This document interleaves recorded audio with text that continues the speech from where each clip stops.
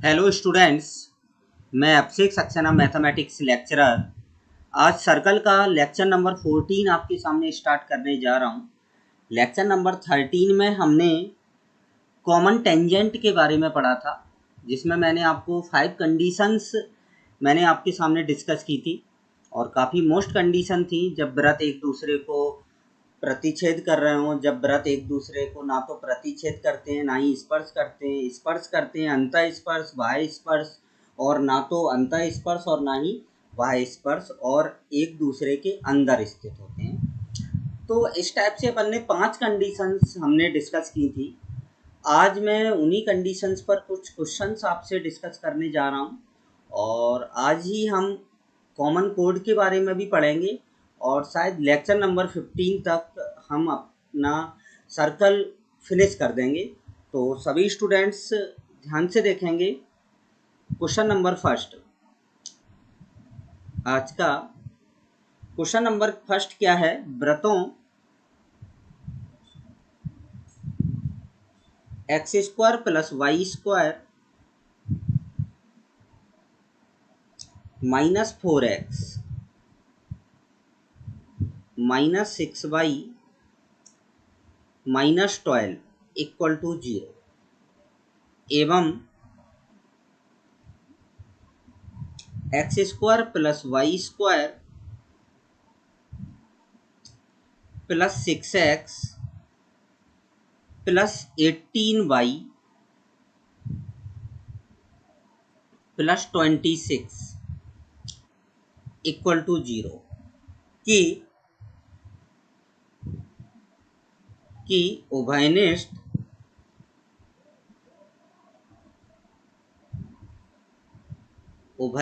स्पर्श रेखाओं की संख्या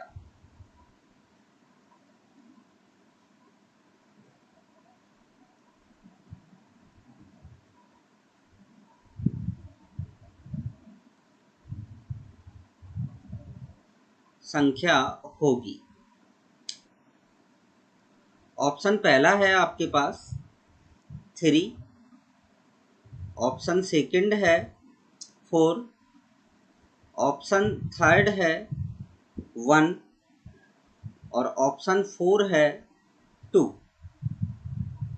ये ऑप्शन है और मैं आपको बता दूं, ये क्वेश्चन जो है आपका ये जेई मेन 2015 में आया था और इसी टाइप का क्वेश्चन आपका जेई मेन 2021 में भी आ चुका है और इस टाइप के क्वेश्चंस आते रहते हैं और जेई मेंस के लिए तो ये काफ़ी कॉमन क्वेश्चन है। तो सभी स्टूडेंट ध्यान से देखेंगे। सबसे पहला काम क्या है, हमें केवल कुछ नहीं करना है, हमें केवल और केवल ये देखना है कि ये वृत्त हैं किस टाइप के। वही प्रतिच्छेद करेंगे या स्पर्श करेंगे। तो क्या करेंगे, सबसे पहले ये आपके पास C1 वृत्त है और ये आपके पास C2 वृत्त है। ये दो वृत्त हैं। तो सबसे पहले हम केंद्र निकालेंगे दोनों वृत्तों का और दोनों वृत्तों की त्रिज्या निकालेंगे। तो C1 वृत्त का केंद्र क्या आएगा, आपको दिख रहा है 2,3 हो जाएगा और R1 इक्वल टू क्या आ जाएगा आपके पास, R1 equal to g square मतलब 4 प्लस 9 और प्लस 12 इक्वल टू क्या आ जाएगा 5 आ जाएगा। ऐसे ही आप C2 वृत्त का केंद्र निकालें। C2 वृत्त का केंद्र क्या आएगा आपका, माइनस का 3 माइनस का 9 आएगा। क्लियर। और R2 इक्वल टू क्या आ जाएगा, आप जब त्रिज्या निकालेंगे इसकी तो 3 का स्क्वायर 9, 9 का स्क्वायर 81 और माइनस का 26। तो ओवरऑल ये आ जाएगा 90 में से तो ये 8 आ जाएगी। तो रेडियस आ गई हमारे पास। अब हम सेंटर के बिटवीन डिस्टेंस निकालेंगे। तो सेंटर के बिटवीन जब आप डिस्टेंस निकालेंगे दो बिंदुओं के बीच की दूरी के फार्मूला से, तो 2 माइनस माइनस 3 5, 5 का स्क्वायर कितना आ जाएगा 25। क्लियर। 3 प्लस 9 9 कितना हो जाएगा 12, 12 का स्क्वायर कितना आ जाएगा 144।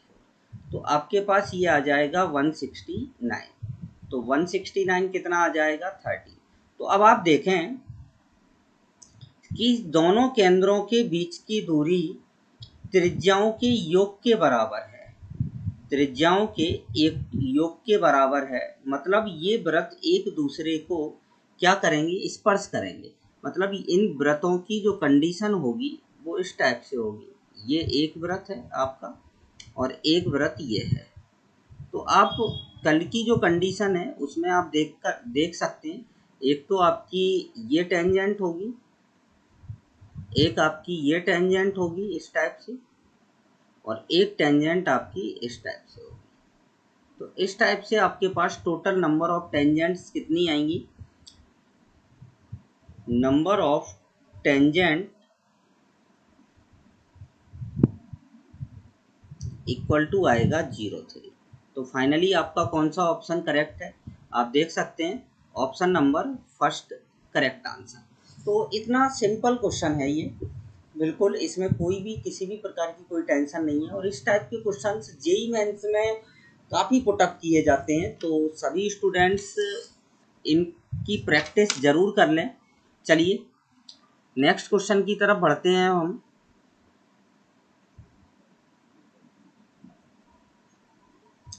क्वेश्चन नंबर सेकंड आज का क्या है क्वेश्चन आपके पास, two circles touch each other if, यदि वृत्त, यदि दो वृत्त x square plus y square equal to minus a x एवं x square plus y square equal to c square, जहां सी इज ग्रेटर देन 0, एक दूसरे को स्पर्श करेंगे यदि, एक दूसरे को स्पर्श करेंगे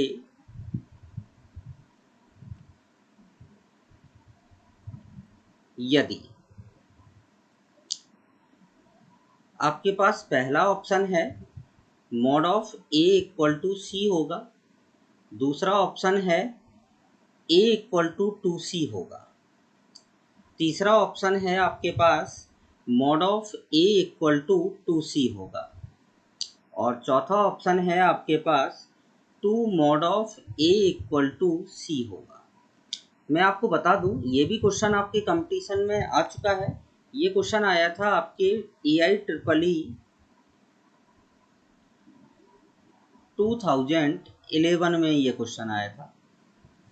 तो चलिए जैसे अभी हमने क्वेश्चन किया था वैसे ही सेम इसको करेंगे, ध्यान से देखेंगे सभी स्टूडेंट।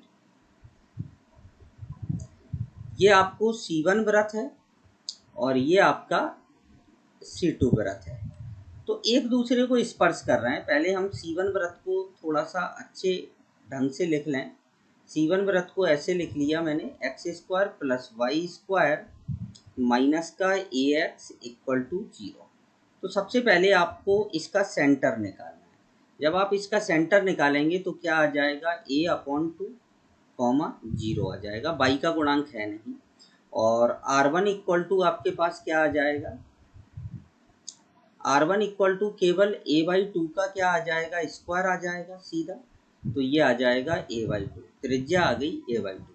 अब दूसरा वृत्त क्या है, दूसरे वृत्त का सेंटर क्या होगा 0 0, और इसकी जो रेडियस है वो क्या होगी, C होगी। अब वृत्त टच ईच अदर,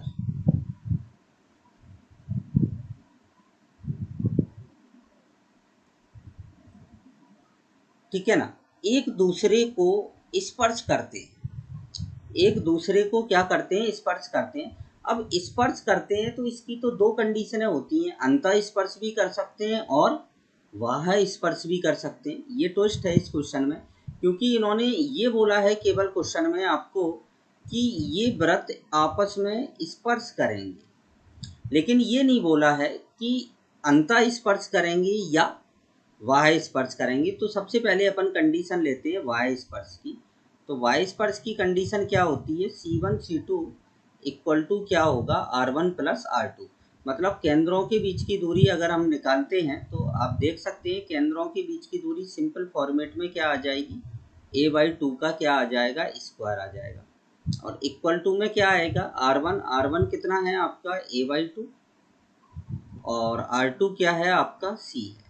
तो देखें अब आप इसको, जब ये स्क्वायर से बाहर आएगा तो ये मॉड में आ जाएगा और इक्वल टू में क्या आ जाएगा, a/2 और प्लस में क्या आ जाएगा, C। अब आप देखें कि ये मॉड से जब बाहर आएगा तो ये पॉजिटिव और नेगेटिव दोनों हो सकता है। अगर हम इसको पॉजिटिव लेते हैं तो ये कैंसिल आउट हो जाएगा, C इक्वल टू 0 आएगा। C इक्वल टू 0 आपके कोई भी ऑप्शन में नहीं है, तो इसको कैंसिल छोड़ दें। अब आप देखें कि यहाँ पर अगर आप माइनस साइन कंसीडर करें,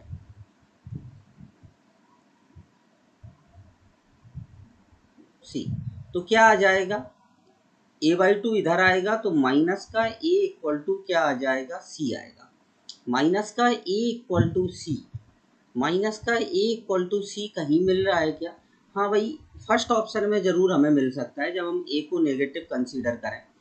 चलिए अब इंटरनली टच की कंडीशन लगाते हैं।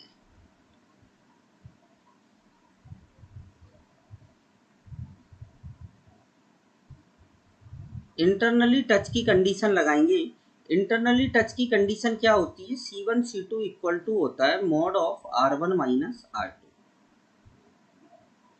तो ये तो आ जाएगा आपका मॉड में a/2 और इक्वल में क्या आ जाएगा, R1 माइनस R2, मतलब a/2 माइनस का क्या आ जाएगा, C। तो a/2 माइनस का C आएगा। तो हम इसको इजीली, अगर आप पॉजिटिव साइन कंसीडर करें तो दोनों साइड पॉजिटिव साइन कंसीडर करते हैं, नेगेटिव साइन कंसीडर करेंगे तो ये ऐड हो जाएंगे। तो यहाँ से हमारे पास mod of a equal to क्या मिल जाएगा, C मिल जाएगा। तो यहाँ से जब आपको mod of a equal to C मिलेगा तो आपका जो फाइनली आंसर होगा, देख सकते हैं जो आपका फाइनली आंसर होगा वो आपका कौन सा होगा, ऑप्शन फर्स्ट होगा। ये मोस्ट क्वेश्चन है, अच्छा क्वेश्चन था, इसमें स्टूडेंट गड़बड़ कर सकता है क्योंकि रीजन मॉड का काम आ गया और यहाँ जब ऐसी सिचुएशन क्रिएट हो जाती है तो स्टूडेंट थोड़ा सा कंफ्यूज हो जाता है। चलिए नेक्स्ट क्वेश्चन की तरफ बढ़ते हैं अपन।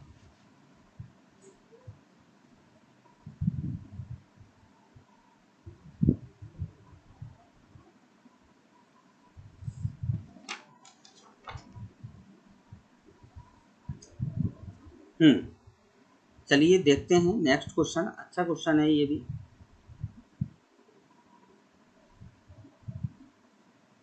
ज़्यादा ऊपर चला गया भाई, इधर से खिसका, चलिए इतना ठीक है।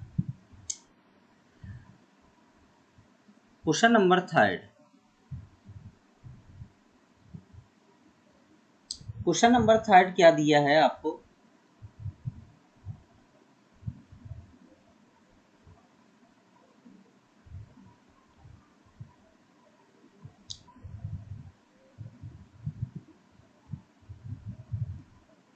देखें इधर, उस वृत्त का केंद्र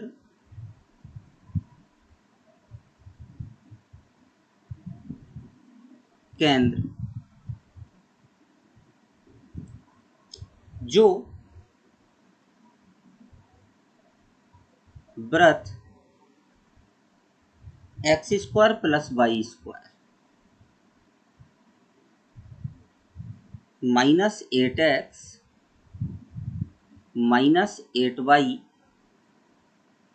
-4 इक्वल टू 0 को वह स्पर्श करता है।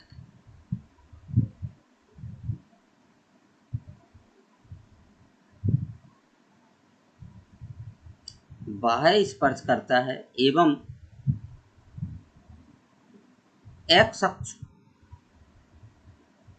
को स्पर्श करता है, भी स्पर्श करता है।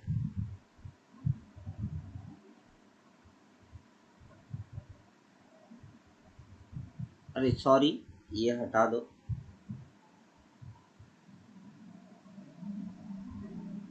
है स्थित होगा।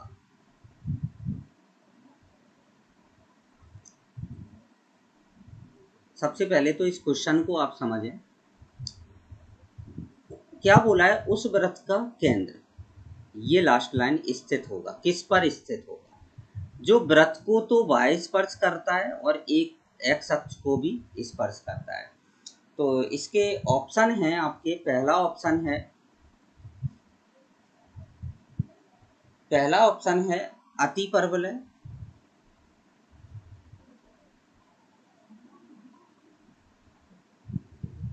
दूसरा ऑप्शन है परवलय।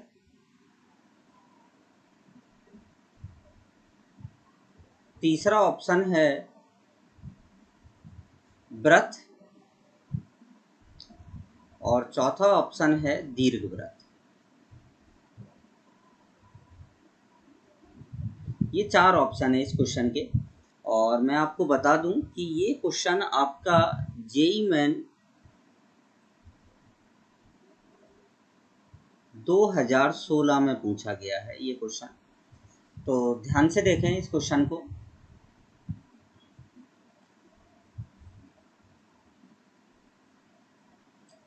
भाई जो ये वाला वृत्त है, ये वाला वृत्त भाई आपका, ये एक्स अक्ष को स्पर्श करता है, ये कंडीशन दी है। और इसको बाह्य स्पर्श करता है। इस वाले वृत्त को क्या कर रहा है भाई? बाह्य स्पर्श कर रहा है। तो चलिए सबसे पहले इसको ड्रॉ करते हैं। थोड़ा सा इस क्वेश्चन को हम ड्रॉ करते हैं। पहले मैंने एक वृत्त बना दिया। ये एक वृत्त है जो एक्स अक्ष को स्पर्श कर रहा है, ठीक है। दूसरा वृत्त ये है आपका,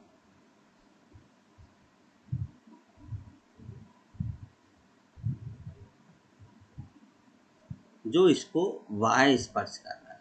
तो इस वृत्त का केंद्र और ये इस वृत्त का, ध्यान से देखना, ये C1 है और ये C2 है। तो इस वृत्त का केंद्र तो हम 4,4 लिख सकते हैं आराम से। और इसकी जो त्रिज्या होगी, ये त्रिज्या भी हम इजीली निकाल सकते हैं। 4 का वर्ग 16, 16 16 32, 32 और 4 36, मतलब ये त्रिज्या कितनी आ जाएगी? 6 आ जाएगी। अब देखें इधर कि ये वृत्त जो है ये एक्स अक्ष को स्पर्श कर रहा है। अगर ये एक्स अक्ष को स्पर्श कर रहा है और इसका जैसे मैंने सेंटर ले लिया एच कॉमा के, थोड़ा एच कॉमा की, तो इसकी त्रिज्या क्या हो जाएगी? के हो जाएगी।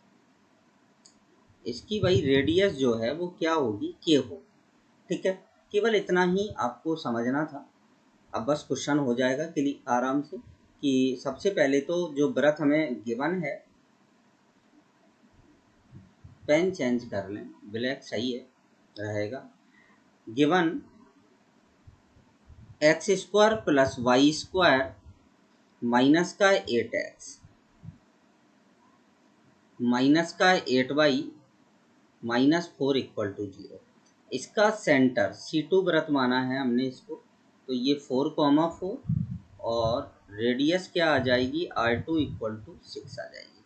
अब आप देखें इसमें यहाँ से लेके यहाँ तक की जो दूरी होगी C1 C2, भाई वह स्पर्श कर रहे हैं। क्वेश्चन में बोला है कैसे स्पर्श कर रहे हैं? वह स्पर्श कर रहे हैं। इसी क्वेश्चन को ऐसे भी पूछा जा सकता है कि इसी क्वेश्चन को केंद्र का लोकस भी पूछ सकते थे। एक ही आंसर आएगा इसका सेम।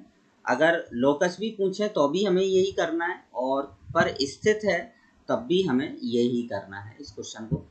तो चलते हैं। जब एक दूसरे को ये y स्पर्श कर रहे हैं तो निश्चित बात है, हमने मान लिया है, यहाँ पर कंसीडर कर लिया है कि C1 जो वृत्त है उसका सेंटर है h कॉमा की, और उसकी जो रेडियस है वो आपकी क्या हो जाएगी? के हो जाएगी, ठीक है ना। चलते हैं, y स्पर्श करेंगे तो y स्पर्श की कंडीशन क्या होती है? C1 C2 इक्वल टू क्या होता है? R1 plus R2। तो दोनों बिंदुओं के बीच की दूरी वही निकाल दो। दो बिंदुओं के बीच की दूरी का फार्मूला h माइनस 4 का स्क्वायर आ जाएगा और k माइनस 4 का स्क्वायर आ जाएगा। और इक्वल में कितना आ जाएगा आपके पास k+6 आ जाएगा। अब भाई दोनों पक्षों का वर्ग कर दें। दोनों पक्षों का जब आप स्क्वायर करेंगे, वर्ग करेंगे, तो ये तो आएगा h² प्लस का 16 माइनस का 8h प्लस का k² प्लस का 16 माइनस का 8k और इक्वल में क्या आ जाएगा k² प्लस का 36 और प्लस का 12k। तो k² से आप देख सकते हो k² क्या हो गया, कैंसिल आउट। तो ओवरऑल क्या मिला आपको, h²। अब आप ऐसा करें कि h इसको वापस h-4 का ही स्क्वायर लिख दें, क्योंकि हमें बाद में करना पड़ेगा। तो मैंने इसको वापस h-4 का, क्योंकि इसको तो हमने छुआ ही नहीं है, ठीक है ना। इक्वल में क्या आ जाएगा, ध्यान से देखेंगे, 8k जाएगा तो ये आ जाएगा 20k और 36 ये आ जाएगा 20 आ जाएगा। तो अब आपको दिख रहा होगा ध्यान से कि h-4 का स्क्वायर इक्वल टू 36 और इसमें से आप 20 कॉमन ले लें तो ये k+1। ये इक्वेशन आपको समझ में आ रही होगी। ध्यान से देखें कि x² इक्वल टू 20y, ये किसकी इक्वेशन है, पैराबोला की। किसकी इक्वेशन है, पैराबोला का। मतलब इस वृत्त का जो केंद्र का बिंदु पथ होगा वो एक परवलय होगा, उसका समीकरण ये होगा आपका, ठीक है ना। और आंसर इस इधर कौन सा होगा आपका, पैराबोला आंसर होगा। तो इसी क्वेश्चन को 3 तरीके से पूछा जा सकता है। एक तो लोकस पूछ ले, ठीक है, फिर लोकस के बाद सीधे इक्वेशन हो, ठीक है, और फिर लोकस होगा अति परवलय, परवलय वृत्त, दीर्घवृत्त होगा। और एक क्वेश्चन आपका ये दिया ही है। तो इसी क्वेश्चन को पूछने के 3 तरीके हो सकते हैं, तो आपको ध्यान रखना है इस टाइप के क्वेश्चंस को। और ये ऑलरेडी पहले ही कंपटीशन में आ चुका है तो आपको और जो मतलब जितने भी प्रीवियस ईयर के क्वेश्चन होते हैं उसी टाइप के क्वेश्चंस आते हैं, रिपीट होते हैं, बस थोड़ा बहुत डाटा में चेंज होता है, परंतु ऐसा कोई भयानक चेंज नहीं होता है क्वेश्चन में बहुत ज़्यादा। चलिए अब नेक्स्ट क्वेश्चन की तरफ बढ़ते हैं अपन। अच्छा क्वेश्चन है, बहुत अच्छा क्वेश्चन है ये भी आपका, क्वेश्चन नंबर 4।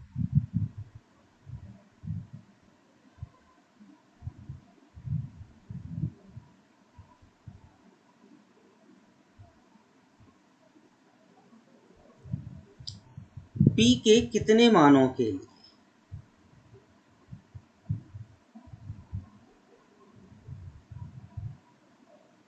कितने मानों के लिए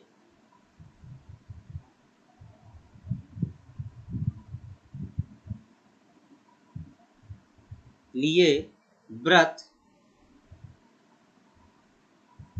x² प्लस y²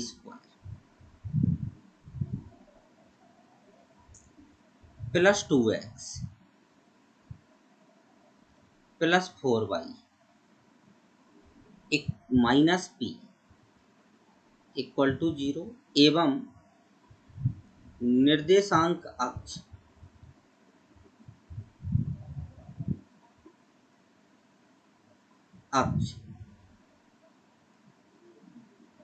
3 उभयनिष्ठ बिंदु निर्देशांक अक्ष ठीक 3 उभयनिष्ठ बिंदु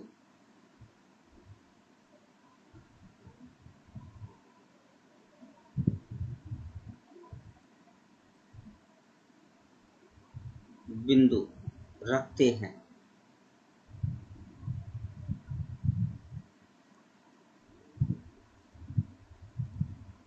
ठीक है ना। इसी क्वेश्चन को ऐसे भी पूछा जा सकता है कि ये वृत्त है, ये निर्देशांक अक्षों को ठीक 3 बिंदुओं पर काटता है, तो पी के कितने मान संभव होंगे।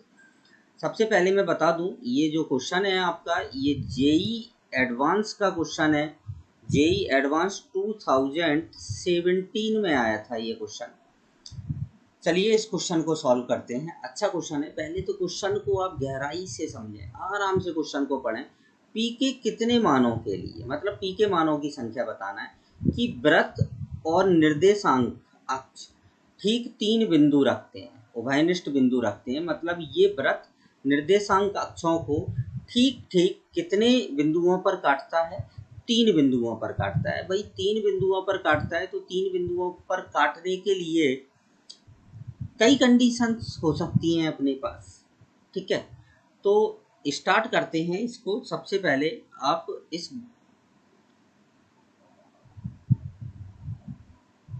सॉल्यूशन, सबसे पहले सर्कल जो दिया है उसको देखें आप ध्यान से। गिवन है आपको सर्कल x² प्लस y²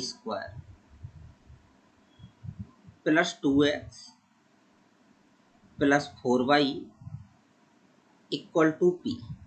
इसी इक्वेशन को आप ऐसे भी लिख सकते हैं, x प्लस 1 का स्क्वायर, y प्लस 2 का स्क्वायर। देखो 1 का वर्ग 1 और 2 का वर्ग 4, मतलब 4 और 1 5, 5 जोड़ा है तो LHS में 5 जोड़ा, तो मैंने RHS में भी 5 जोड़ दिया। ये आपका वृत्त है। अब इसमें केस बनेंगे, ध्यान से देखना। Case first, integer type question है। कैसा क्वेश्चन है ये? इंटीजर टाइप में आया था IIT में, कि जब जैसे कोई ये वृत्त ऐसे भी हो सकता है। देखो पहली कंडीशन आपके पास ये आ गई कि ये वृत्त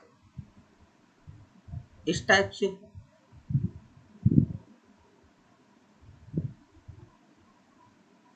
ठीक है ना। अगर ये वृत्त इस टाइप से होगा तो आप देखें, आप क्वेश्चन में इसमें क्लियर दिख रहा है चित्र में कि ये कितने बिंदुओं पर है? उभयनिष्ठ बिंदु हैं 1, 2 और 3, और आपसे यही बोला है। ये एक उभयनिष्ठ बिंदु O है, ये एक उभयनिष्ठ बिंदु A है, और एक उभयनिष्ठ बिंदु क्या है? B। लेकिन इस कंडीशन के लिए जो सर्कल है ये कहाँ से होकर गुजर रहा है? 0,0 से। सर्कल कहाँ से होकर गुजरेगा? 0,0 से। तो यहाँ पर बस हम यही कंडीशन लगाएंगे कि वृत्त 0,0 से गुजरता है।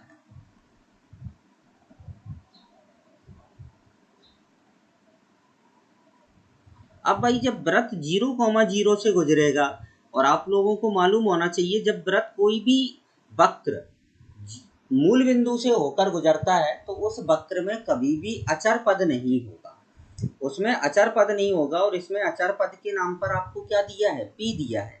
तो अगर ये 0,0 से गुजरेगा तो P बराबर क्या आ जाएगा? आपके पास 0 आ जाएगा।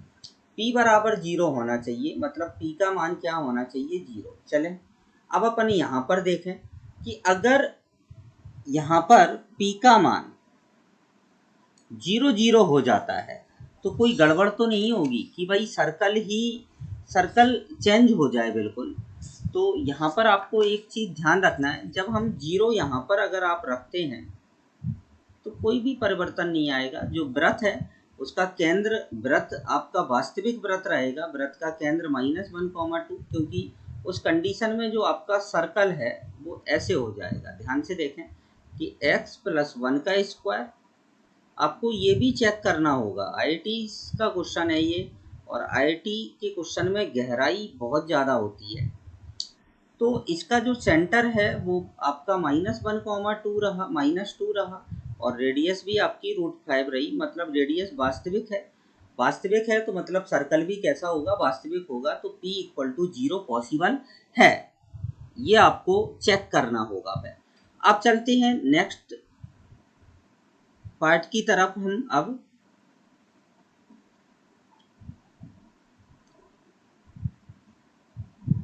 अब भाई कब हो सकती है ये कंडीशन? ये देखो अब आप सेकंड केस में कि भाई ये कंडीशन कब पॉसिबल है कि 3 बिंदु उभयनिष्ठ हों। ये देखना आप इधर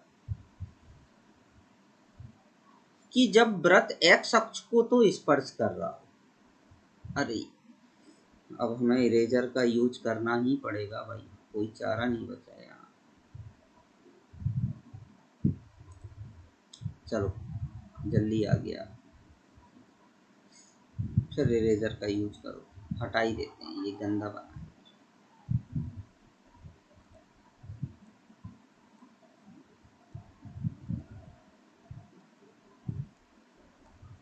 अब ये नाटक कर रहा है। हाँ चलो, जैसे ये व्रत है, ये व्रत है और ये एक्स अक्ष को स्पर्श कर रहा है, एक्स अक्ष को तो स्पर्श कर रहा है। और अरे यार, चित्र सही नहीं बन रहा है भाई, चित्र को सही बनाना है अपन को शो अप करने के लिए।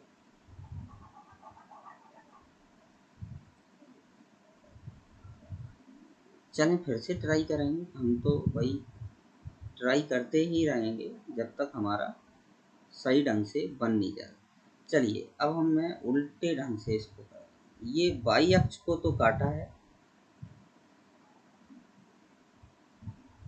और एक्स अक्ष को स्पर्श करता है। तो देखें अब आपको एग्जैक्टली 3 पॉइंट नजर आ रहे हैं, 1 2 और 1 3, ए बी सी। भाई अगर व्रत एक्स अक्ष को स्पर्श कर रहा है तो यहां पर हम लिख देंगे, यदि व्रत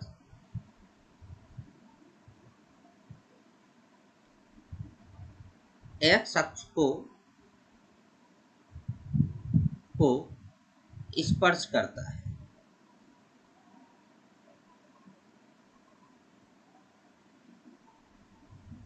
एक्स अक्ष को स्पर्श करेगा अगर व्रत, तो आप ये देखें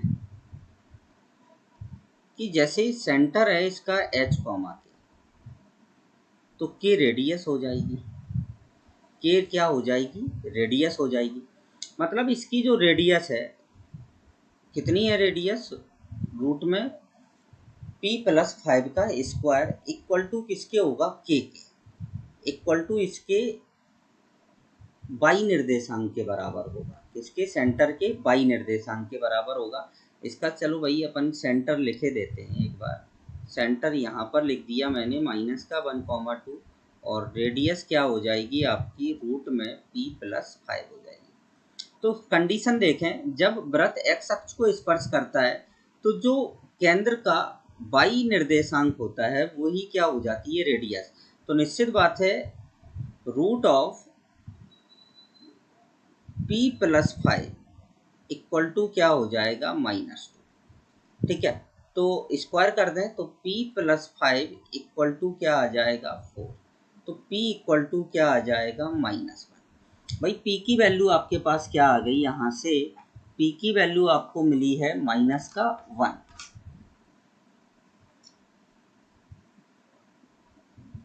अगर अब p की वैल्यू -1 है तो अब आप सर्कल की स्थिति देखें, p की वैल्यू अगर अपन -1 यहाँ रख देते हैं तो सर्कल की स्थिति सही है, कोई दिक्कत नहीं है। यहाँ पर p की वैल्यू हमने -1 यहाँ पर पुट कर दी।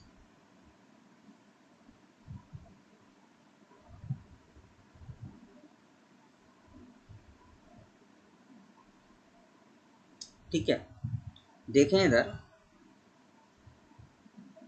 p की वैल्यू -1 हमने पुट की तो हमारे पास व्रत आ जाएगा x+1 का स्क्वायर प्लस y+2 का स्क्वायर और इक्वल टू में आ जाएगा 2 स्क्वायर, इक्वल टू में क्या आएगा, 2 स्क्वायर। अब ये यहाँ पर हमें ये भी कंडीशन मार्क करना पड़ेगी कि ये y अक्ष को काट रहा है। भाई अभी तक तो आपने जो कंडीशन लगाई वो x अक्ष को स्पर्श की लगाई है, अब ये y अक्ष को काटेगा तो निश्चित बात है इसमें पुट कर दें हम x equal to 0। x equal to अगर आप 0 पुट करते हैं तो y+2 का स्क्वायर इक्वल टू आ जाएगा आपके पास 4। यहाँ पर हमने 0 रखा तो एक उधर जाएगा तो 4 में से 1 जाएगा तो ये 3, मतलब ये पॉजिटिव आ रहा है, मतलब संभव है, मतलब p इक्वल टू -1 पॉसिबल है। ये इतना हमें चेक करना पड़ेगा भाई, अगर हम एक भी चीज़ मिस करेंगे तो कहीं ना कहीं हमें टेंशन उठानी पड़ेगी। ठीक है भाई, चलते हैं अब हम आगे बढ़ते हैं। केस आता है आपका थर्ड। समझ गए होंगे केस थर्ड क्या आने वाला है आपका, कि अब जो व्रत है आपका ये अब वाई अक्ष को तो स्पर्श करेगा,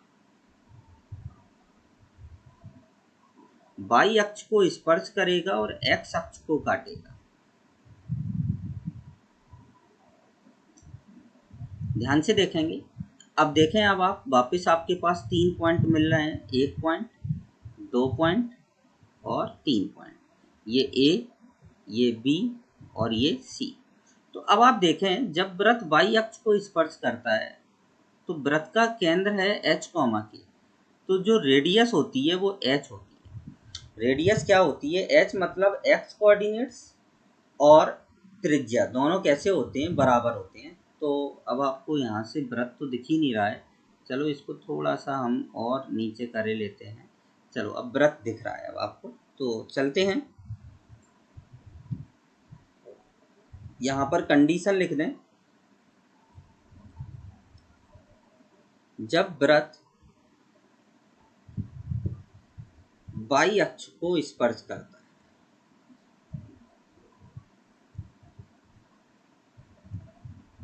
स्पर्श और एक्स अक्ष को दो बिंदुओं पर काटता है।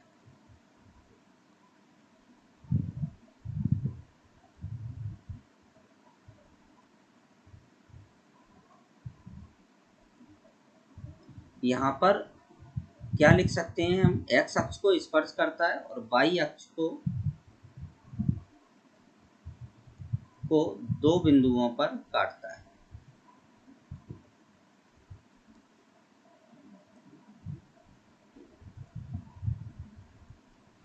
चलिए देखते हैं अब क्वेश्चन को।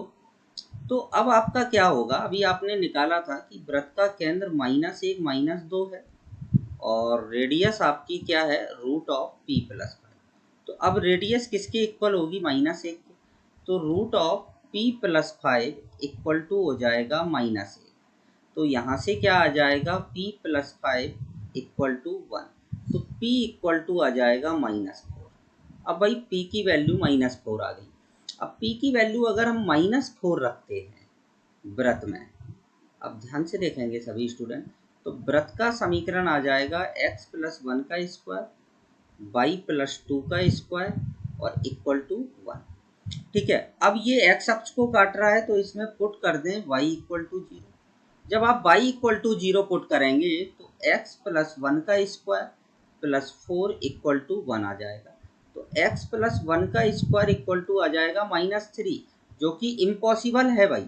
ये कैसा है? इम्पॉसिबल। किसी संख्या का वर्ग कभी भी ऋणात्मक नहीं हो सकता है। तो अब हमें फाइनली कितने आंसर मिला है? फाइनली हमें आंसर मिला है, कितने पी के मान हुए भाई हमारे पास? एक तो हमारे पास 0 आया था और एक हमारे पास कितना आया था? -1 आया था। तो इस क्वेश्चन का जो आंसर होगा यहाँ पर पी के दो मानों के, पी के कितने मान होंगे? 2 मान होंगे। अच्छा क्वेश्चन है, सभी स्टूडेंट बहुत गहराई से हमें इस क्वेश्चन को चेक करना पड़ता है इस टाइप की, क्योंकि तभी ये जेई एडवांस का है। तभी ये क्वेश्चन भाई किसका है? जेई एडवांस का है। और जेई एडवांस में अच्छे क्वेश्चंस पुटअप किए जाते हैं। चलिए अब अपन आगे बढ़ते हैं थोड़ा सा।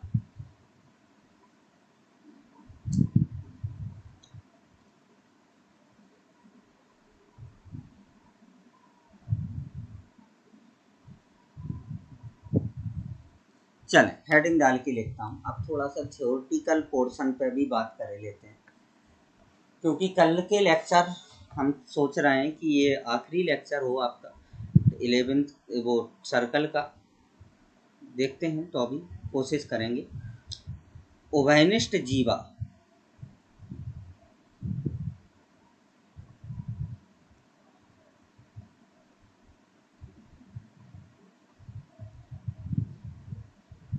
का समीकरण एवं लंबाई।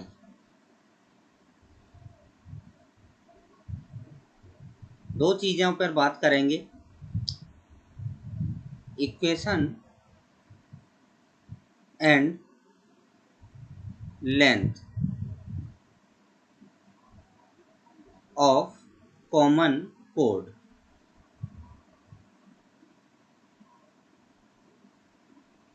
कॉमन कोड ध्यान से देखेंगे सभी स्टूडेंट। उभयनिष्ठ जीवा ये भी बहुत मोस्ट कंसेप्ट है उभयनिष्ठ जीवा के लिए का।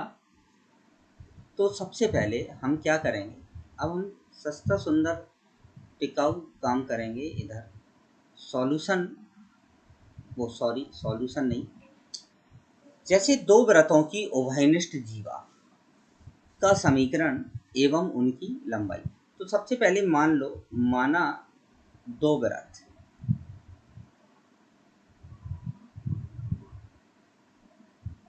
भाई उभयनिष्ठ जीवा के लिए दो वृत्त होना जरूरी है।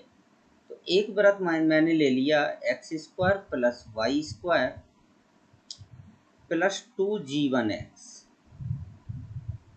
Plus 2f1y plus c1 equal to 0।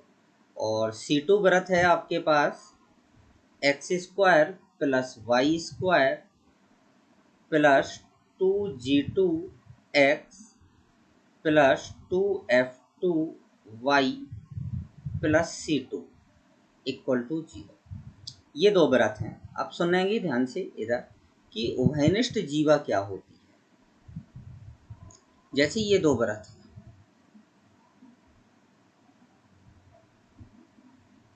ये दो वृत्त हैं और ये एक दूसरे को प्रतिच्छेद कर रहे हैं। ये एक दूसरे को जब प्रतिच्छेद कर रहे हैं तो इनके प्रतिच्छेदन बिंदु को मिलाने वाली रेखा,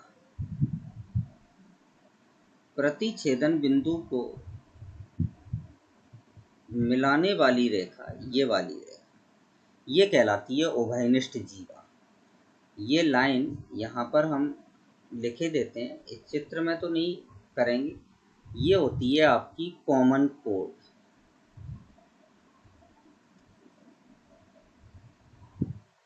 अब मैं आपको बता दूं, जो कॉमन कोड होती है,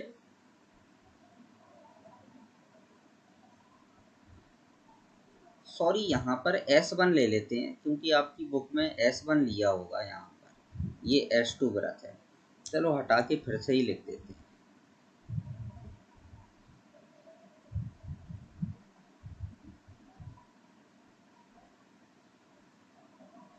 ये आपका S1 वृत्त है और ये आपका S2 वृत्त है।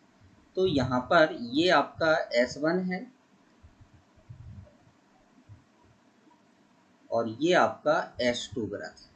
दो वृत्त हमें दिए। तो उभयनिष्ठ जीवा का समीकरण होता है S1 minus S2 equal to 0। कल ध्यान आया होगा, कल हमने जब दो वृत्त एक दूसरे को बाह्य स्पर्श कर रहे थे तो मैंने एक जो कॉमन टेंजेंट बनाई थी उसकी इक्वेशन लिखी थी S1 minus S2 equal to 0। तो क्या होता है, उभयनिष्ठ जीवा का समीकरण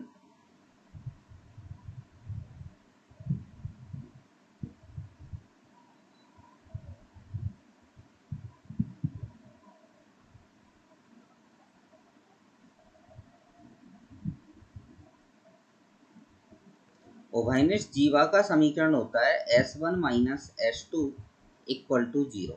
जब आप इसमें से इसको घटाएंगे तो आपके पास मिलेगा 2x g1 minus g2 plus 2y f1 minus f2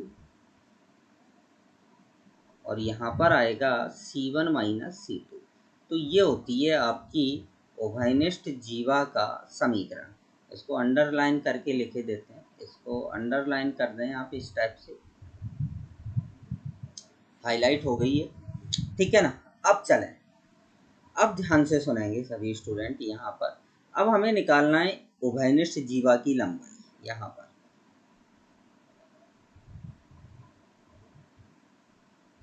length of common code, English सभी स्टूडेंट सीखते रहिए, क्योंकि ये आपके आने वाले टाइम के लिए बहुत ज़्यादा यूजफुल है। इंग्लिश आना भाई ज़रूरी है, इंग्लिश, जिससे आप इंग्लिश की बुक्स को प्रेफर कर सकें, क्योंकि जितनी भी स्टैंडर्ड बुक्स होती हैं वो इंग्लिश में ही आती हैं। वो किस में आती हैं? आपकी इंग्लिश में ही आती हैं। चलें देखें इधर, सबसे पहले ये C1 और ये C2, ठीक है।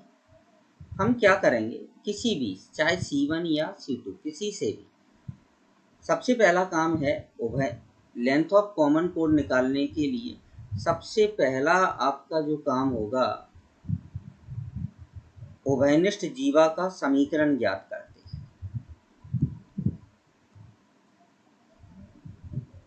उभयनिष्ठ जीवा का समीकरण ज्ञात करते हैं। पहले तो सबसे पहले आपको ये करना है S1 माइनस S2, उभयनिष्ठ जीवा का समीकरण ज्ञात करते हैं, पहला काम होगा। इसके बाद ये आपकी क्या होगी, ये आपकी रेडियस होगी, ठीक है ना। आप इससे भी ले सकते हैं, ऐसा कोई बाउंडेशन नहीं है कि हम भाई C1 को ही महत्व दें, ठीक है ना, चाहे आप C1 या C2। अब हम क्या करेंगे, इससे इस रेखा पर, ये हमारे पास पहले से ही होगी क्वेश्चन में, ये R1 है और ये R2 है, ये आप निकाल सकते हैं व्रतों के समीकरण। अब हम क्या करेंगे, जो उभयनिष्ठ जीवा का समीकरण निकाला है उस पर C1 से डाले गए लंब की लंबाई ज्ञात करते हैं, ठीक है। आप इसको C2 से भी डाल सकते हैं, ठीक है ना, ऐसा कोई ज़रूरी नहीं है कि आप, और ये केंद्र से जीवा पर डाले गए लंब की लंबाई जीवा को क्या करती है, समद्विभाजित करती है, तो ये दोनों बराबर होंगे AM और BM। तो अब हमारा सेकंड नंबर काम होगा C1M ऑब्लिक C2M ज्ञात करते हैं।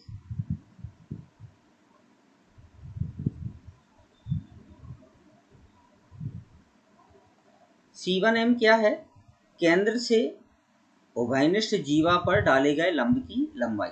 लंब की लंबाई आप लोगों को मालूम ही होगा, AX plus BY plus C upon root of A square plus B square. अब तीसरा काम, अब आप देखें कि हमारे पास ये आ गया, R1 है ही। अब हमें AM निकालना है, तो अब हम सीधा पाइथागोरस थ्योरम का यूज करेंगे। थर्ड पार्ट क्या होगा, समकोण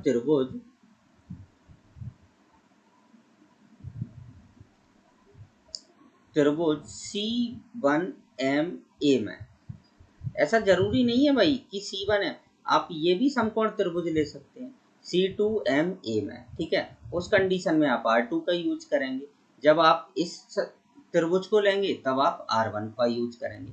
तो हमारे पास क्या आ जाएगा भाई, AM इक्वल टू आ जाएगा, जब पाइथागोरस थ्योरम लगाएंगे तो AM इक्वल टू आएगा आपके पास, ये कर्ण है तो C1A का स्क्वायर और माइनस का C1M का स्क्वायर, ये आ जाएगा AM। तो अब हमारे पास जीवा की लंबाई क्या आ जाएगी, ध्यान से देखेंगे इधर, चौथा पॉइंट, जीवा की लंबाई AB इक्वल टू क्या आ जाएगा, 2A है, तो इसका ट्वाइस कर दें भाई, ये R1 का स्क्वायर है और माइनस का ये लंबवत दूरी है। तो इस मेथड का यूज करके आप उभयनिष्ठ जीवा की लंबाई ज्ञात कर सकते हैं। तो चलिए कर लेते हैं एक आध क्वेश्चन इस पर भी अपन जल्दी से फटाफट। चलें एक अच्छा सा ही मैं आपको एक क्वेश्चन बता देता हूँ इस पर स्टैंडर्ड फॉर्मेट में। उभयनिष्ठ जीवा पर पहला क्वेश्चन, व्रतों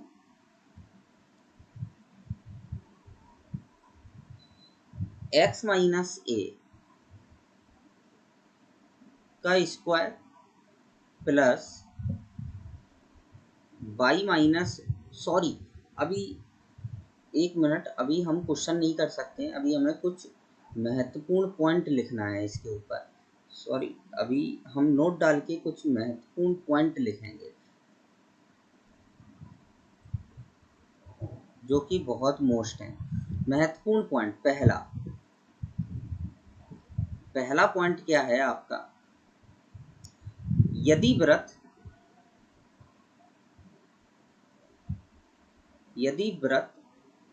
एक दूसरे को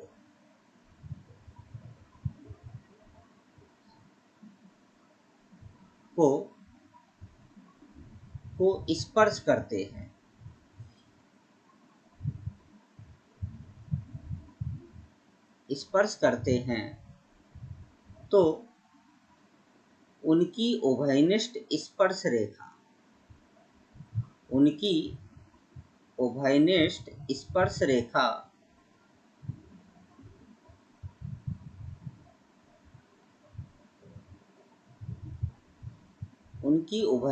स्पर्श रेखा, ही उभयनिष्ठ जीवा होगी।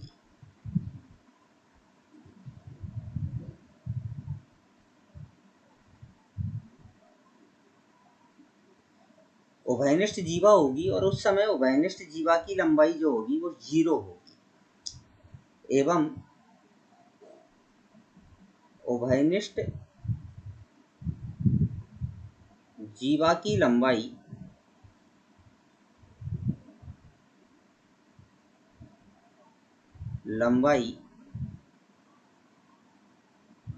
शून्य होगी। मतलब ध्यान से देखेंगे, इधर मैं चित्र बना के बता देता हूँ। जैसे ये दो व्रत हैं, चाहे अंतः स्पर्श करें चाहे बाह्य स्पर्श करें, तो ये जो उभयनिष्ठ स्पर्श रेखा है इनकी, यही आपकी उभयनिष्ठ क्या होगी, जीवा होगी। दूसरा पॉइंट क्या है,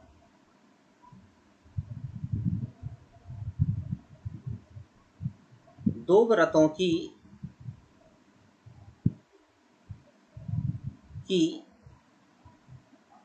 उभयनिष्ठ जीवा की लंबाई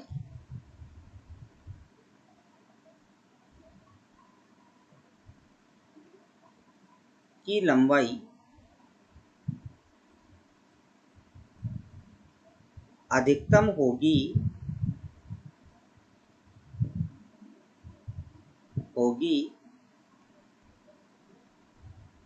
जब यह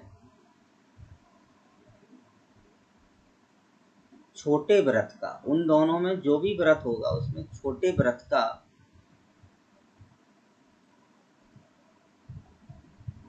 व्यास हो। मतलब अधिकतम जो लंबाई होगी वो छोटे व्रत का व्यास तक हो सकती है इसका।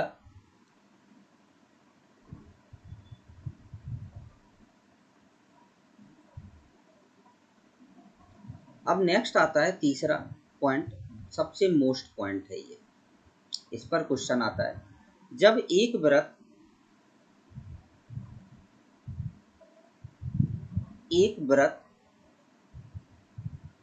दूसरे व्रत की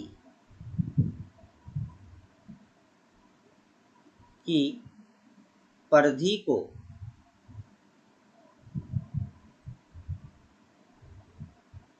जैसे एक व्रत, ये मैंने मान लिया एक व्रत दूसरे व्रत की, तो ये C1 है और ये C2 है, दूसरे व्रत की परिधि को समद्विभाजित करता है।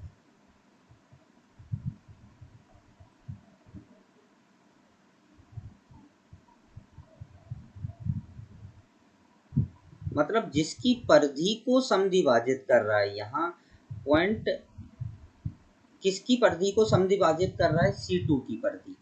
किसकी परिधि को समद्विभाजित कर रहा है, C2 की परिधि को, ठीक है ना, की परिधि को समद्विभाजित करता है, तो उनकी उभयनिष्ठ जीवा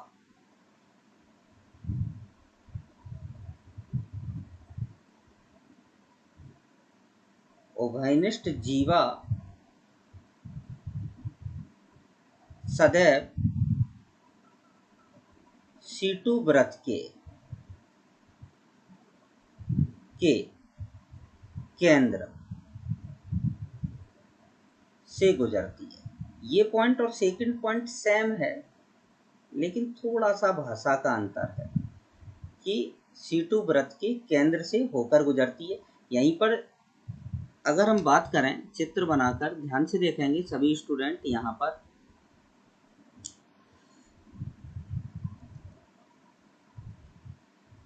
जैसे एक व्रत है आपका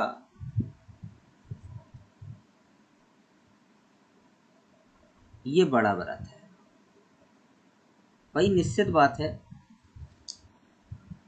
बड़ा व्रत ही छोटे व्रत की परिधि को समविभाजित कर सकता है, और ये आपका छोटू व्रत है। तो ये जो उभयनिष्ठ जीवा होगी, अरे यार अभी भी सही नहीं आ रहा है, थोड़ा सा गड़बड़ हो रही है, चलते हैं फिर से एक बार ट्राई करते हैं।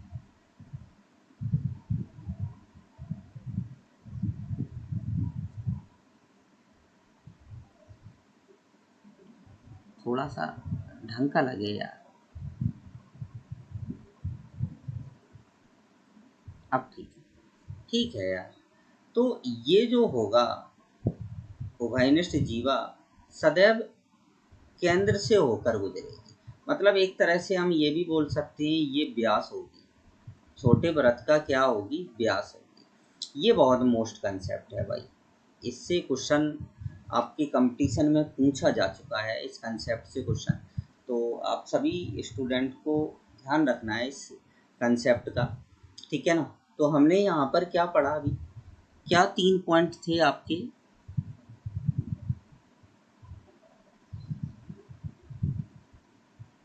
तीन जो मोस्ट पॉइंट थे। अगर दो व्रत स्पर्श कर रहे हैं, चाहे बाह्य स्पर्श करें चाहे अंत स्पर्श करें, ठीक है ना, तो इनकी उभयनिष्ठ जीवा क्या होगी, इनकी उभयनिष्ठ स्पर्श रेखा होगी। और उस समय जब भी जैसे कोई क्वेश्चन पूछता है कि बताइए भाई उभयनिष्ठ जीवा की लंबाई न्यूनतम कब होगी, तो न्यूनतम तब होगी जब दोनों व्रत एक दूसरे को क्या करेंगे, स्पर्श करेंगे। अधिकतम कब होगी, अधिकतम तब होगी जब एक व्रत दूसरे, जब उनकी उभयनिष्ठ जीवा किसी एक छोटे व्रत की, जो छोटे व्रत है उसका व्यास होगी, तब उस समय जो आपकी कहाँ गया कर, अधिकतम के लिए क्या है कंडीशन, छोटे व्रत की, ये अंडरलाइन कर लें सभी स्टूडेंट, छोटे व्रत का क्या होगी, व्यास होगी। यहाँ चित्र में मैंने आपको बता दिया है। और जब एक कंडीशन ये बहुत मोस्ट कंडीशन है, जब एक व्रत C1, इसीलिए मैंने नाम दे दिया, C2 की परिधि को समविभाजित करता है, तो इनकी जो उभयनिष्ठ जीवा होगी वो C2 व्रत के केंद्र से होकर गुजरेगी। मतलब C2 व्रत का क्या होगी, इनडायरेक्ट वे में ये बोल रहा है कि भाई C2 व्रत का क्या होगी, व्यास होगी। क्या होगी भाई, व्यास होगी। तो आज हमने उभयनिष्ठ जीवा का समीकरण पढ़ लिया है। अभी हमें उभयनिष्ठ जीवा पर क्वेश्चन करेंगे नेक्स्ट, अपने नेक्स्ट लेक्चर में। और अभी हमें बहुत कुछ पढ़ना बाकी है, अभी तो बहुत चीज़ें बाकी हैं। हमें फैमिली ऑफ सर्कल पढ़ना है, व्रतों का निकाय, फिर दो व्रतों के मध्य कोण पढ़ना है, और उनके लंबवत की कंडीशन पढ़ना है, और फिर थोड़ा सा रेडिकल एक्सिस के बारे में पढ़ना है, मूलाक्ष के बारे में पढ़ना है, और देन आपका सर्कल फिनिश हो जाएगा। तो कोशिश करेंगे कि कल के लेक्चर में या एक और लेक्चर मान लो 15 और 16 में, लगभग 16 लेक्चर में ये सर्कल आपका फिनिश हो जाएगा। और सभी स्टूडेंट्स ध्यान से पढ़ते रहें चीज़ों को, ये बहुत मोस्ट है। और आप देख रहे हैं कि सर्कल से आप प्रीवियस ईयर के क्वेश्चन पेपर उठा के देखें तो आपको सर्कल से बहुत सारे क्वेश्चन मिलेंगे। आपको इवन सर्कल से पैसेज भी मिल जाएगा, और पैसेज में 3 तक क्वेश्चन आते हैं, और क्वेश्चन आते कंसेप्चुअली हैं, कोई ऐसे टफ नहीं आते हैं। तो चलिए आज के लिए इतना ही, थैंक यू।